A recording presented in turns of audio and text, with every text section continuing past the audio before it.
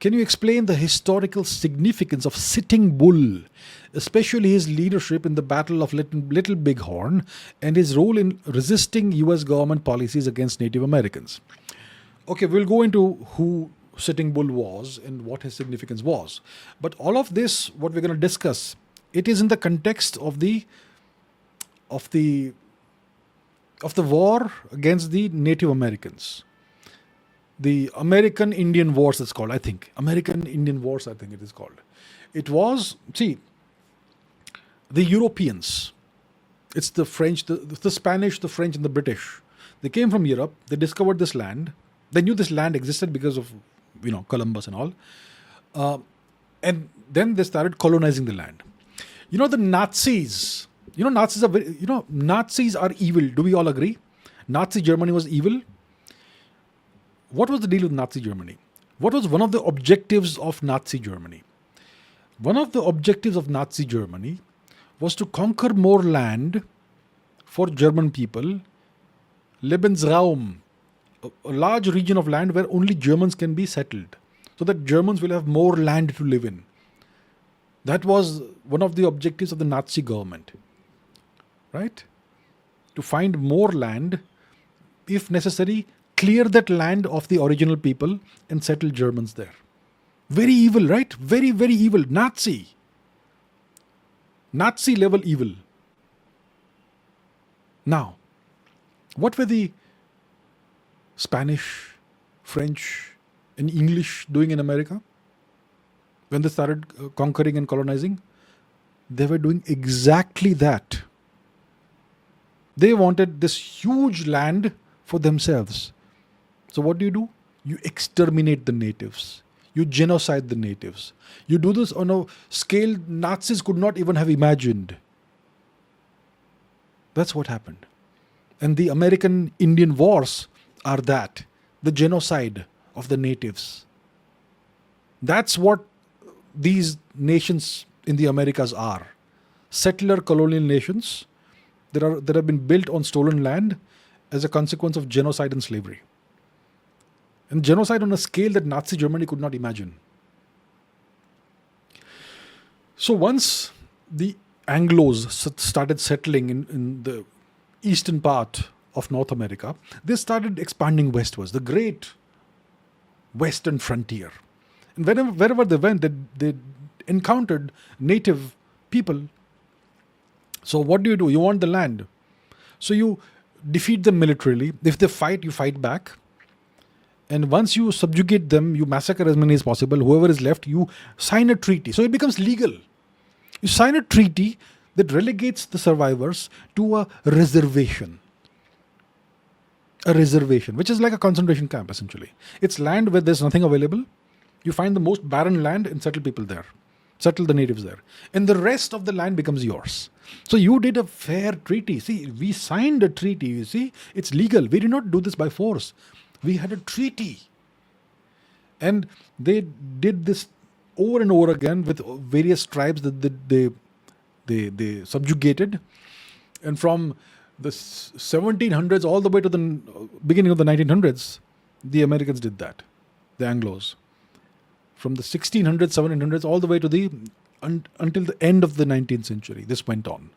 The American Indian Wars. Okay?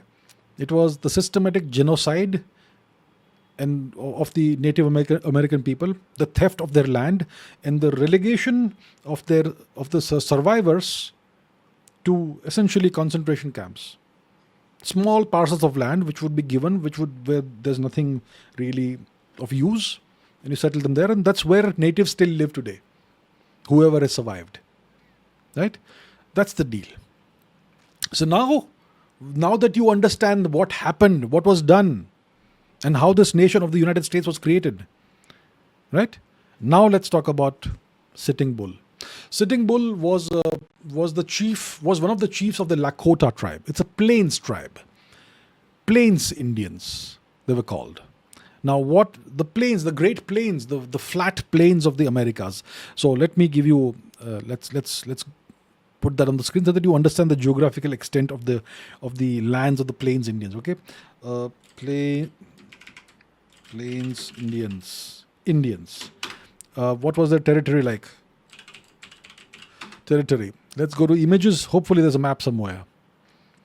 And we're talking about not just, now we're talking. Look at this here. It's actually even bigger than that. The actual extent was bigger than that. They're just showing some part of it. It encompasses the United States and Canada, and it goes all the way north. It goes all the way north to further north than what is being shown here. Let me see. I think all of this history is nicely suppressed. Nicely suppressed. Anyway, they had a vast territory. Even if you look at just the US, it's a massive territory in the United States. And it was more than what's being shown over here. So that was the domain of the Plains Indians, and they were slowly, systematically, deprived of their land. Now let's once again go back and let's see Sitting Bull. So he was a leader of the Lakota. That's what he looked like. This is an artificially colorized photograph of him. This is his face. That's what he looked like. And he spent his entire life fighting the invaders. His entire life fighting the invaders. That's what he did. And so in the 1870s somewhere, he fought against the American invaders, the Anglo invaders.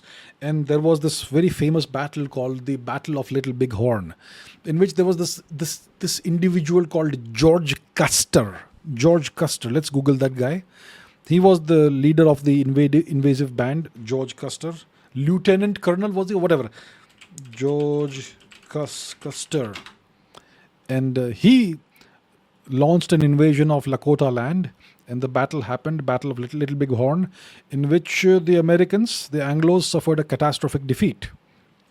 So this was Custer, who maybe was over-ambitious, or maybe he was overconfident, and he and his forces were wiped out in the Battle of the Little Big Horn. But eventually, the Americans won, and the Lakota were also deprived of their land, and Sitting Bull was sent into exile in Canada or wherever. And he spent his entire life, the rest of his life also, in some way or the other, opposing the invaders and occupiers of his land. So that's the historical significance of Sitting Bull. There were so many resistance fighters from the Native Americans who all met, not a nice end at the hands of the Americans. And Sitting Bull, I think he died at an older age in exile in Canada, away from his land, away from his people. And that's the deal. So the story of the Native Americans is a horrific, tragic story, a story of genocide, and a story of their land being stolen to create an artificial nation. Okay, and this was done along the same lines of what the Nazis wanted to do in Europe, but on a scale that the Nazis could not imagine. That vast, a continent-sized scale.